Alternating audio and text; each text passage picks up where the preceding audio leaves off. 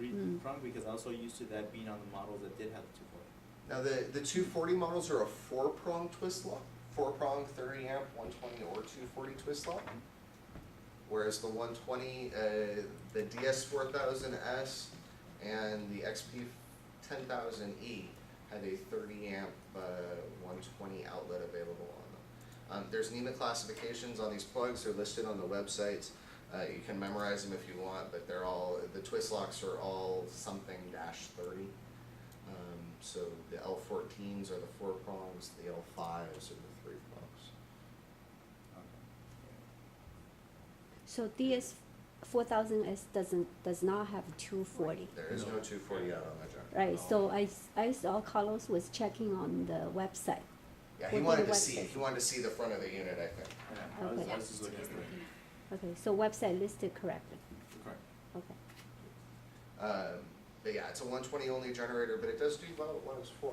So I mean, as a camping generator, an RV generator, or a tailgating So generator. that's like the minimum you would get to start an RV. Yeah, to start an air conditioner RV, you're going to need that. I gave you guys some BTU ratings on there. About the smallest BTUs you're going to see on air conditioners, window units are about 5,000 BTU. So if you see a window unit in somebody's house, like my house has window units, they're about 5,000 to 10,000 That's pretty low wattage, it's only like 1,000 watts at most. Like less than 1,000, 1,000 watts. 1,500. The surge. Yeah. So, and then the biggest air conditioners, the RV that we have on the back, the 42-footer back there, has a 17,500 BTU air conditioner on the top of it. That's no more than like 3,000, 4,000 watts. 4,000, 4,500 maybe. An XP 4400 will barely start up the roof air on that on that unit. It'll do it, and it'll do it consistently. We've done it, but that's about as big as it's going to get, about 17.5. How do you convert BTUs to watts? There is no easy conversion. That's why it's off the top of my head. 'Cause I'm just looking at that sheet all day. Okay. There is no easy formula that you can use for that. You can rough wattage calculations. So amps times volts gives you the Watts. wattage. Absolutely. Always make sure you go off the surge. Vanessa, you always have questions. You haven't asked me anything on camera. Well, one of the questions that I know we did was the one the grounding unit, because remember I asked you about that one. So You know, I get that a lot, and it's because the generator manuals do make such a big deal out of grounding the units that we do hear a lot on that. I know I forwarded Marianne actually the answer to that today, so if we could end up in the log, that would probably help.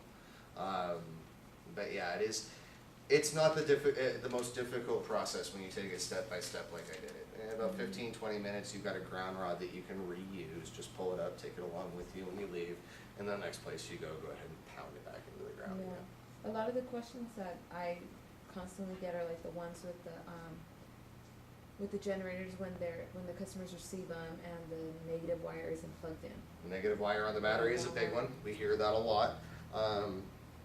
If you've got a generator and you're plugging it into your RV, there's a switch on the front of our generators that goes from 120 to 240. Which side do you have it in? We just have a 120 side. 120 only. Yeah, only. Okay. So a lot of people think because they're using the 120-240 plug that they've got to have the generator in 120-240 to make that plug work. You're having the amount of power that you have available to yourself. You always want to make sure that you have the generator in 120 only. The only time you want to switch that over to 240 is if you're using 240. And that's for like the AC, right? It's the AC. What'll happen, and more often than not, they've got a 13,500 BTU air conditioner. It'll turn it on. Okay, the air conditioner runs, the fan runs, the compressor on the air conditioner turns off, the fan keeps running. The next time the compressor goes to turn on, the breaker flips. Okay, if I have a customer tell me that on the phone, I go, you need to make sure you have your generator in 120 only. And they go, wow, how did you know? And I go, because I've heard it before. It's just, they think because they're on the 120-240 plug that they need to have the generator over 240. It's not So necessary. it won't run on them? Like it No. won't work? It'll work. It's just you have the amount of electricity. So what ends up happening is the most electricity your air conditioner is going to use, okay, when you first turn it on, it uses a lot of juice. Okay? But actually, the most amount of electricity is after it turns the compressor off, okay, lets the fan run, and then it goes to kick the compressor back in again. That's the most amount of electricity that's gonna use. Okay, at that point, it's probably gonna pop the breaker on the generator if you've got it in the wrong mode. The only thing you probably will not be able to do with either the 4000, the 4400, or the 4500, and I say probably because it depends on the size of things, is run your microwave and your air conditioner at the same time. Okay. Those are the two largest wattage draws available in an RV. Okay, a lot of RVs nowadays have a switch in them that only allows you to run one or the other at one time. Okay, because it does take you over 30 amps for your RV. It's probably not going to work. You need a 65, 85 generator to produce that much power. So if I purchase a 65 or 85, what you're saying is that I can still use my microwave and my air conditioner, And your air blow dry conditioner. my hair and Oh, anything why do you else. want to blow dry your hair while you're at it? You just got yourself up to a 10,000. Hair dryers are one of those odd things, and we get this all the time. A hair dryer uses a lot of electricity. Yeah. A lot. Your hair dryer probably uses more electricity than all the computers in both these rows. Coffee pots. Coffee pots, anything that produces heat or anything that produces cold. Like I said, it's not actually producing cold; it's just moving heat. So is that Okay. the same for like heaters too, like the portable heaters? Portable heaters, very high wattage. Very high wattage. Anything that produces heat uses at least as much power as heat it produces. So you get like the heater downstairs is a 2,000 watt heater. Okay, that wouldn't run on a 15. The heater they use in OP. Okay, that wouldn't run on a 1500. No way. Okay, you'd have to have at least a 44 to start it up, and you'd have to run off the bigger plug. Okay, good. And this is the service training, that's what I heard most of it. But I think next time we should do sales training too. You know, The sales how I we kind of hit more in the sell. beginning with these are the reasons that our generators are better than anybody else's. As far as sales go, there's some things in here as far as what it'll run for different instances, so camping or construction usage or backup house power, what you can run for the different units.